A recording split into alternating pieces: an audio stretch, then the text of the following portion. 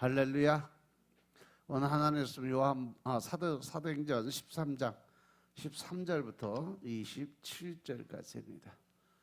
사도행전 13장 13절부터 27절까지. 바울과 및 동행하는 사람들이 바보에서 배 타고 밤빌리아에 있는 버가에 이르니 요한은 저희에게서 떠나 예루살렘으로 돌아가고 저희는 버가로부터 지나 비시디아 안디옥에 이르러 안식일에 회당에 들어가 앉으니라. 율법과 선지자의 글을 읽은 후에 회당장들이 사람을 보내어 물어 가로되 형제들아, 만일 백성을 권할 말이 있거든 말하라 하니 바울이 일어나 손짓하며 말하되 이스라엘 사람들과 및 하나님을 경외하는 사람들아, 들으라. 이 이스라엘 백성의 하나님이 우리 조상들을 택하시고 애굽 땅에서 나그네 된 그 백성을 높여 큰 권능으로 인도하여 내사 광야에서 약 40년간 저희 소행을 참으시고 가나안 땅 7족속을 멸하사 그 땅을 기업으로 주시고 약 450년간 그 후에 선지자 사무엘 때까지 사사를 주셨더니 그 후에 저희가 왕을 구하거늘 하나님이 베냐민 지파 사람 기스의 아들 사울을 40년 동안 주셨다가 패하시고 다윗을 왕으로 세우시고 증거하여 가라사대 내가 이새의 아들 다윗을 만나니 내 마음에 합한 사람이라 내 뜻을 다 이루게 하리라 하시더니 하나님이 약속하신 대로 이 사람의 씨에서 이스라엘을 위하여 구주를 세우셨으니 곧 예수라. 그 오시는 앞에 요한이 먼저 회개의 세례를 이스라엘 모든 백성에게 전파하니라. 요한이 그 달려갈 길을 마칠 때에 말하되 너희가 나를 누구로 생각하느냐? 나는 그리스도가 아니라 내 뒤에 오시는 이가 있으니 나는 그 발의 신풀기도 감당치 못하리라 하였으니 형제들 아브라함의 후예와 너희 중 하나님을 경외하는 사람들아, 이 구원의 말씀을 우리에게 보내셨거늘 예루살렘에 사는 자들과 저희 관원들이 예수와 및 안식일마다 외우는 바 선지자들의 말을 알지 못함으로 예수를 정죄하여 선지자들의 말을 응하게 하였도다. 아멘. 할렐루야. 자, 오늘 또 이제 안디옥 교회에서 처음 선교사를 파송을 했죠. 그리고 이 파송받은 바나바와 바울이 그브르 섬에 서기 바울에게 복음을 전했어요. 그리고 그들은 그브르를 떠나서 이제 비시디 안디옥에 도착을 하게 되죠. 사도 바울은 비시디 안디옥에서 회당에 들어가서 긴 설교를 합니다. 먼저 유대인에게 복음을 전했는데 그들이 예수를 영접하지 않아서 그래서 이제 그 방향을 이방인들에게 복음을 전하는 걸로 이제 바꿔요. 그래서 13절에 보니까 바울과 동행하는 사람들이 바보에서 배를 타고 이제 밤빌리아에 있는 데로 들어가요. 이 바울과 동행하는 사람들이 바보에서 배를 타고 지중해를 건너가서 밤빌리아에 있는 버가에 이르렀죠. 여기서 마가 요한은 그들을 떠나서 예루살렘으로 돌아가요. 이 마가 요한이 알고 보면 이제 상당히 부잣집 귀한 도련님으로 자랐던 사람이에요. 그래서 상당히 이렇게 좀 약한 부분이 있어요. 그래서 그는 예수님이 재판받기 위해서 끌려가던 날에도 혼입을 두르고 이렇게 따라가다가 저도 예수의 제자다 그러니까 그냥 그 옷을 사람들이 옷을 잡으니 그 옷을 벗어 던지고 도망을 갔던 사람이 바로 이 마가 요한이에요. 그가 예수가 복음을 대적하는 것을 보고 놀랐던 것 같아요. 그래서 부잣집 아들로 살아왔던 그가 힘든 선교 여행이 견디기 어려웠던 거예요. 힘든 일을 많이 안 해본 사람이니까 이렇게 전도 여행을 따라다니는 것조차도 힘들었어요. 그 마가 요한이 다시 예루살렘으로 돌아감으로써 이제 선교팀에 많은 차질이 생기면서 힘이 좀 빠졌지. 여기서 사도 바울은 큰 상처를 받게 돼요. 그리고 그가 돌아간 것 때문에 나중에 바나바와 바울이 싸우고 헤어지는 시발점이 바로 마가 요한 때문에 이렇게 됐어요. 그리고 14절에 보면 그들은 버가에서 더 나가서 비시디 안디옥에 이르러서 안디옥에 있는 회당에 들어가서 이제 앉았어요. 이 바나바 바울이 버가에서 더 나아가 비시디 안디옥에 이르렀는데 이 비시디 안디옥의 현재 지명이 알바치로 거의 해발 1236곳이 형성된 분지 형태의 도시예요. 지리적으로 모든 지역과 연결되어 있기 때문에 다양한 문화와 상권이 잘 형성되었던 것이에요. 소아시아를 지배하기 위한 로마의 정예 부대가 주둔했던 전략적 도시이기도 하죠. 사도 바울은 이런 중요성을 이곳을 세 번이나 방문하고 아나톨리아 지역의 선교 중심지로 삼고 교회를 세우는 데 아주 심혈을 기울였죠. 안디옥은요, 안티코스 이름을 딴 것으로 당시 10곳이나 있었다고 그래야 이 안디옥이라는 이름이. 그들은 안식일에 회당에 들어가 앉아서 회당에 보니까 디아스포라, 즉 그 예루살렘 흩어졌던 그 유대인들이 모여있던 그곳이에요. 그래서 사도 바울 일행은 안식일에 회당에 들어가서 복음을 전하고자 이제 생각을 했죠. 15절에 보면 율법과 설자의 글을 읽은 후에 회당장들이 사람을 보내서 만일 백성에게 할 말이 있거든 말을 해라. 그들은 회당에서 율법과 선지자의 글을 읽었어요. 즉 구약 성경이죠. 구약 성경을 읽은 거야. 근데 회당장이 사람을 불러서 바울에게 백성에게 권할 말, 즉 와서 설교를 좀 해줘라 이 얘기죠. 왜냐하면 회당장은요, 그 앞에 그 메신저들, 즉 다시 말해서 그 말씀 선포자를 세울 수 있는 권한이 회당장에게 있어요. 그래서 그는 사도 바울을 그 안식일의 메신저, 즉 말씀 전하는 목사로 세웠죠.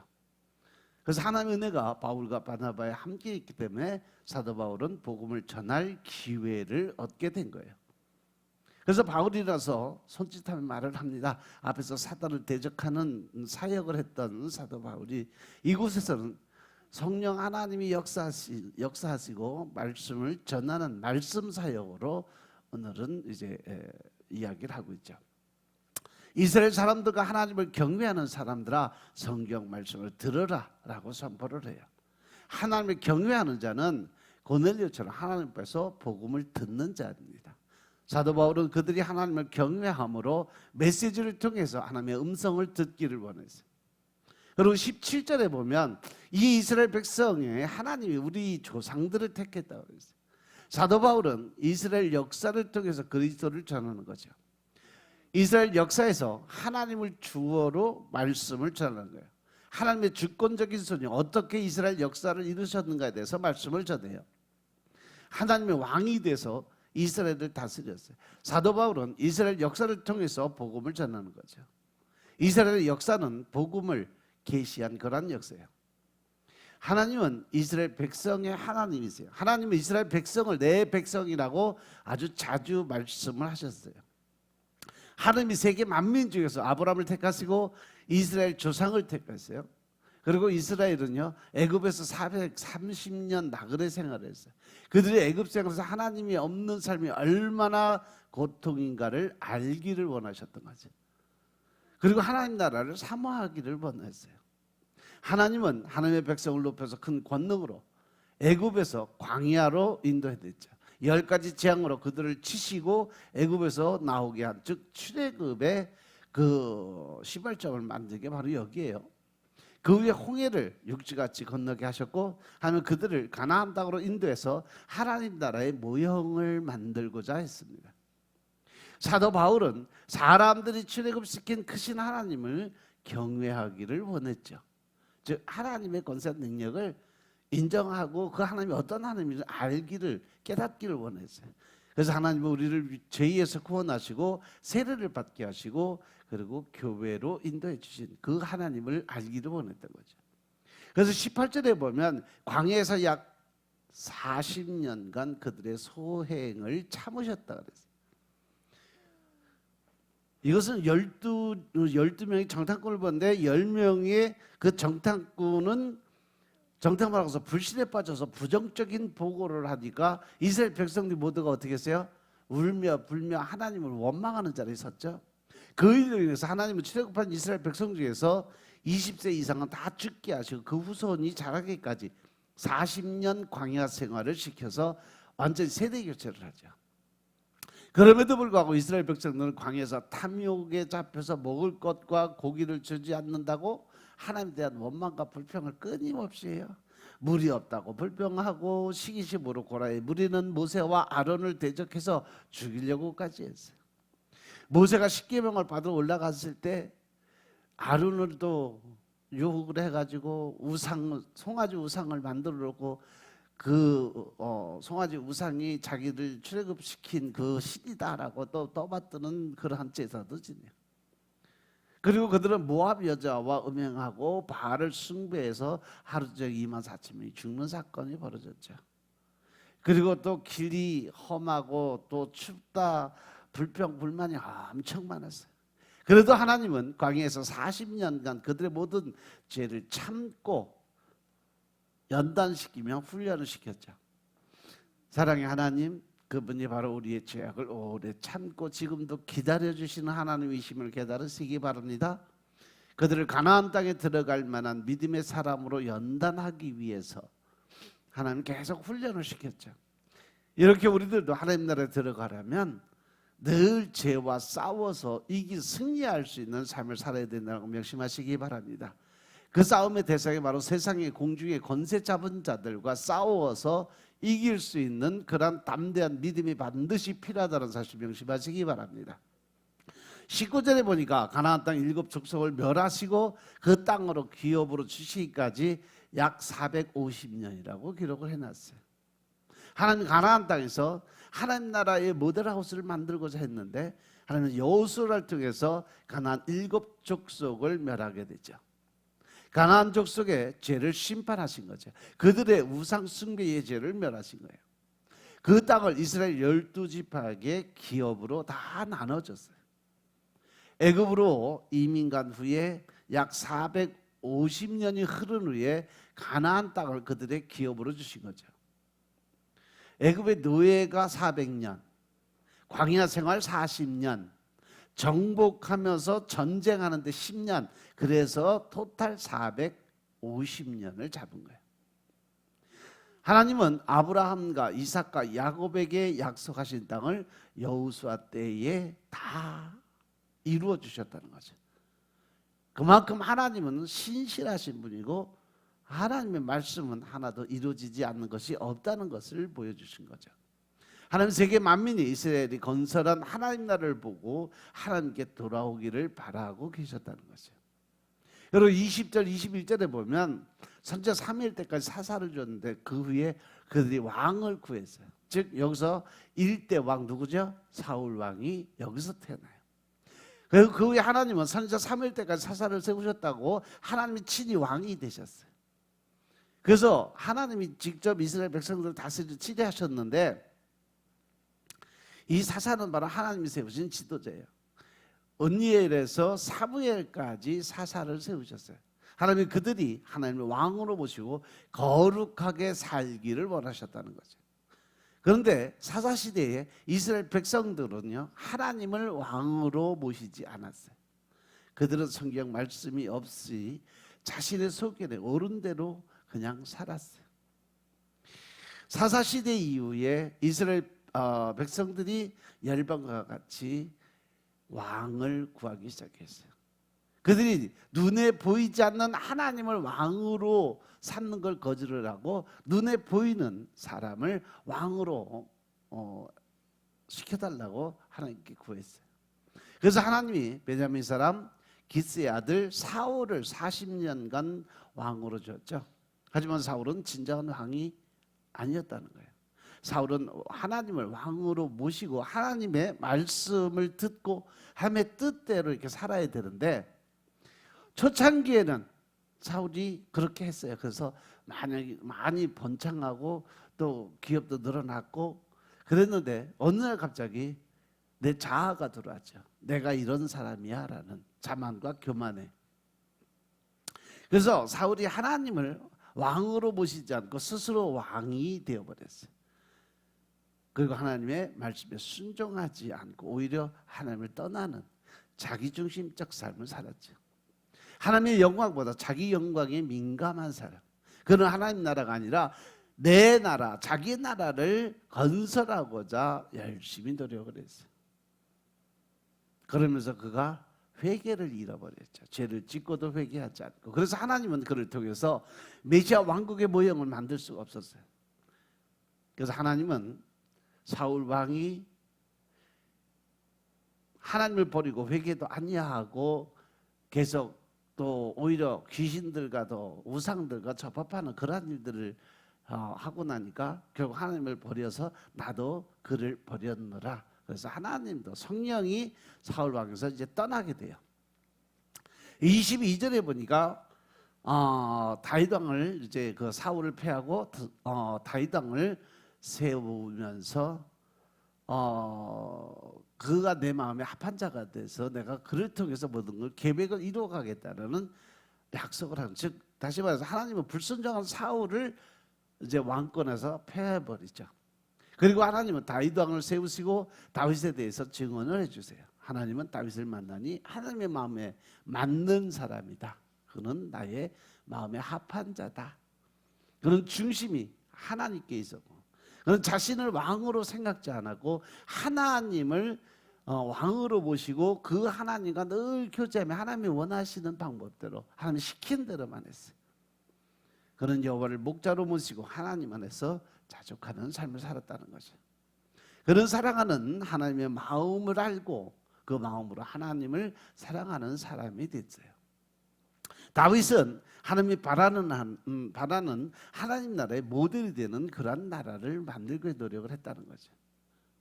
그 안에는 뭐가 없어요? 내가 없죠. 내 생각, 내 뜻, 내 방법, 이게 없어졌어요. 그럼 자신에게 영광을 돌리지 않고 하나님께만 영광을 돌리고자 노력했어요. 백성들이 왕이신 하나님을 경외하도록 만들어졌죠. 그리고 다윗은 여호와를 위해서 주의 성전을 지어드리고자 이제 결심을 하고 결단을 합니다. 그래서 하나님께 그 성전에 관한 기도를 드리는데 하나님이 다윗이 피를 많이 흘려서 성전 짓는 것을 허락지 못하겠다. 그런데 성전을 짓고자 하는 그 마음은 내가 받아주겠다라고 말씀하시면서 그 성전 짓는 그 부속물들만 준비하게 만들죠. 건설 자재들만 다 준비했어요. 그래서 하나님은 다윗을 통해서 하나님의 뜻을 다 이루겠다고 하셨어요. 하나님은 다윗의 후손에게 메시아를 보내겠다고 약속을 하셨죠. 그 나라를 영원토록 세우겠다라고 약속하셨어요. 메시아를 통해서 진정한 성전을 지을 것이라고 말씀을 하신 거죠. 다윗의 후손에게서 오는 메시아가 하나님 나라를 만들 거라고 약속을 합니다. 그리고 23절에 보니까 하나님이 약속하신 대로 이 사람이 후손에서 이스라엘을 위해서 구주를 세우셨으니 곧 예수라. 하나님이 다윗에게 약속하신 메시아로 보내신 분이 바로 예수님이다라는 것을 설명을 해줘요. 예수님은 다윗의 후손에게서 태어났어요. 예수님은 다윗의 후손인 요셉의 아들로 태어났고, 예수님은 다윗의 후손에게서 오신 약속된 그리스도, 즉 메시아였음을 깨달으시기 바랍니다. 그래서 예수님은 이스라엘 구주가 아니라 온 인류의 구주로 오셨음을 선포를 합니다. 이 세상의 권세자들에게 이스라엘을 독립시키러 오신 분이 아니라 인류를 죄와 율법과 사망에서 구원하시는 일을 하실 바로 메시아 그리스도이십니다. 우리를 변화시키고 자유케 하시고 우리를 치료하시는 진정한 그리스도가 되시기 위해 이 땅에 오셨어요.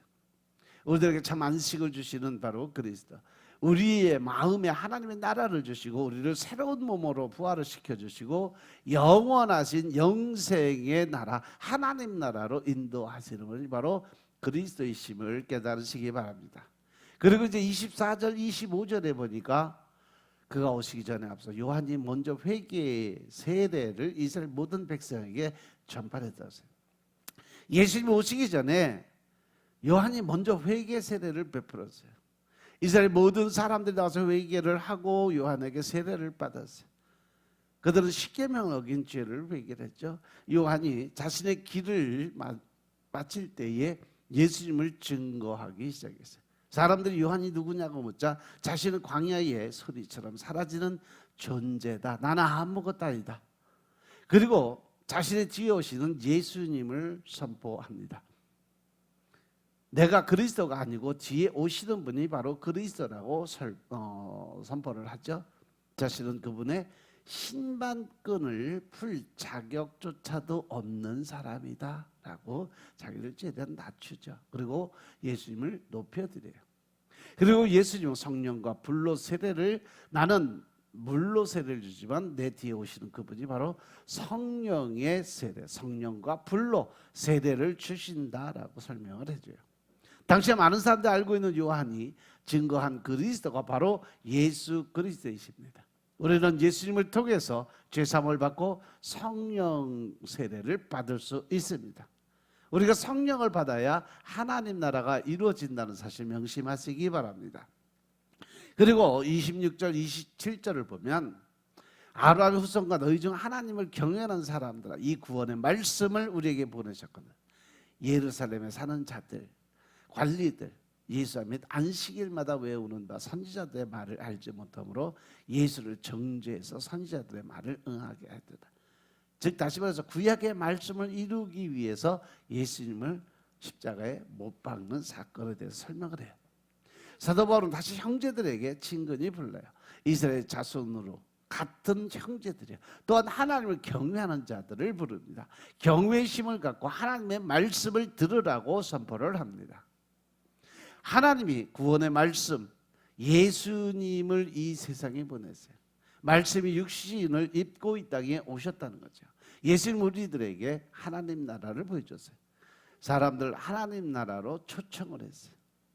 예루살렘에 사는 자들과 그들 관리들이 예수님을 알아보지 못했어요. 그들은 안식일마다 외우는 선지자들의 말씀의 뜻을 알지 못하였기 때문에 너희들이 죄를 지은 거다라는 거죠.